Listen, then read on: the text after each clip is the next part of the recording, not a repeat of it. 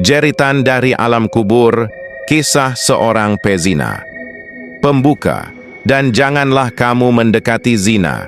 Sesungguhnya zina itu adalah suatu perbuatan yang keji dan suatu jalan yang buruk. QS Al-Isra 32. Bab 1, lelaki yang terlena dunia di sebuah kota kecil. Hiduplah seorang pria bernama Rafiq, berusia 30 tahun. Ia dikenal ramah dan pandai bergaul. Namun di balik senyumnya, ia menyimpan kehidupan gelap yang tak diketahui banyak orang. Rafiq bekerja di sebuah perusahaan besar. Di tempat itulah ia mengenal Lina, seorang wanita cantik yang telah bersuami. Awalnya mereka hanya bercakap ringan, kemudian makan siang bersama, hingga akhirnya hubungan itu melampaui batas. Tidak ada yang tahu, ini hanya sekali, bisik Rafiq pada dirinya. Tapi sekali itu menjadi 2 kali, lalu berkali-kali. Hatinya gelap. Ia mulai meninggalkan salat, mengabaikan panggilan azan, dan lebih memilih malam-malam penuh dosa daripada sujud kepada Allah. Namun Allah Maha melihat, dan setiap langkah menuju maksiat akan selalu berbuah penyesalan. Bab 2. Kematian yang memalukan malam itu, Rafiq kembali menemui Lina di sebuah hotel tersembunyi. Saat mereka berbicara, tiba-tiba dadanya terasa sesak. Napasnya berat. Keringat dingin mengucur di pelipisnya. Lina, aku sesak. Tubuhnya jatuh, bibirnya bergetar menyebut nama Tuhan yang selama ini ia abaikan. Tapi lidahnya keluh. Hatinya gelap. Ia meninggal dunia dalam keadaan berzina. Keesokan harinya kabar kematiannya menyebar. Orang-orang gempar. Jenazahnya ditemukan dalam keadaan memalukan. Pihak keluarga menangis, tapi rasa malu menyelimuti mereka. Saat dimandikan, tubuhnya terasa berat, wajahnya hitam pekat, dan dari mulutnya keluar bau busuk yang menyengat. Naudzubillah. Ada apa dengan tubuhnya ini? Ucap salah satu pemandi jenazah dengan gemetar. Bab 3, sendiri di alam kubur. Setelah prosesi pemakaman semua orang pergi. Tinggallah Rafiq sendirian di dalam tanah yang gelap dan sempit. Ketika suara langkah terakhir menghilang, Rafiq terbangun. Ia melihat kegelapan di sekelilingnya. Di mana aku? Mengapa tubuhku tak bisa bergerak? Katanya ketakutan. Tiba-tiba bumi bergetar.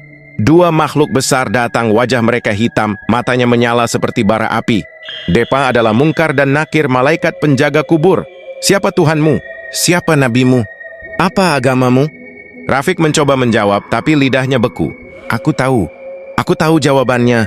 Namun setiap kali ia membuka mulut, suara tangisan yang keluar. Malaikat itu berkata, engkau hidup di dunia mengikuti hawa nafsu. Engkau tahu larangan tapi engkau menantangnya. Kini rasakan akibatnya. Mereka menghantam tanah dengan besi besar dari neraka. Tubuh Rafiq hancur lalu kembali utuh, hanya untuk dihancurkan lagi. Suara jeritannya menggema di dalam bumi, tak terdengar oleh manusia, tapi didengar oleh semua makhluk selain manusia. Bab 4. Pemandangan dari alam barzakh dalam azab itu. Allah memperlihatkan kepadanya pemandangan mengerikan, lembah yang penuh api dan jeritan manusia. Rafiq melihat laki-laki dan perempuan tanpa busana, tubuh mereka terbakar dalam tungku besar. Setiap kali kulit mereka hangus, tubuh itu kembali utuh, lalu dibakar lagi. Siapa mereka? Tanya Rafiq dengan ketakutan. Suara dari arah yang tak terlihat menjawab, itulah para pezina di dunia. Mereka menikmati kenikmatan sesaat, dan kini mereka menanggung azab tanpa akhir. Rafiq menjerit, Ya Allah, kembalikan aku ke dunia, aku akan salat, aku akan taubat. Namun tidak ada jalan kembali.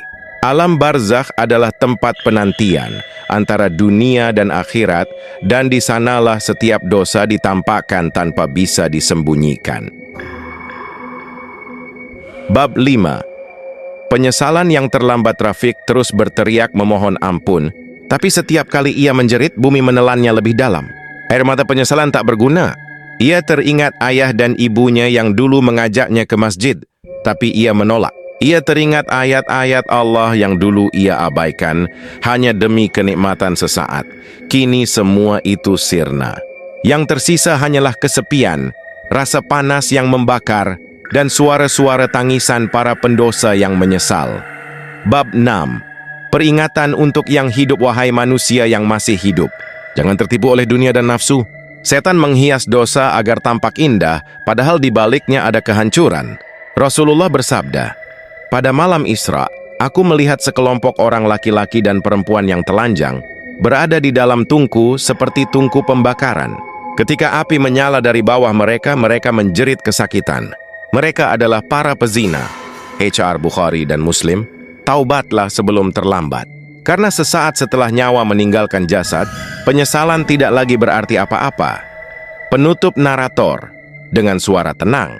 Setiap manusia pernah salah, namun yang membedakan adalah siapa yang segera bertaubat sebelum mati.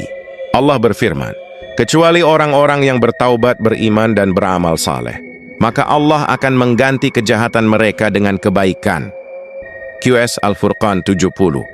Maka sebelum bumi menjadi tempat tidur terakhir kita, bersihkan diri dari dosa. Karena jeritan di alam kubur bukanlah dongeng, ia nyata bagi yang mengingkarinya.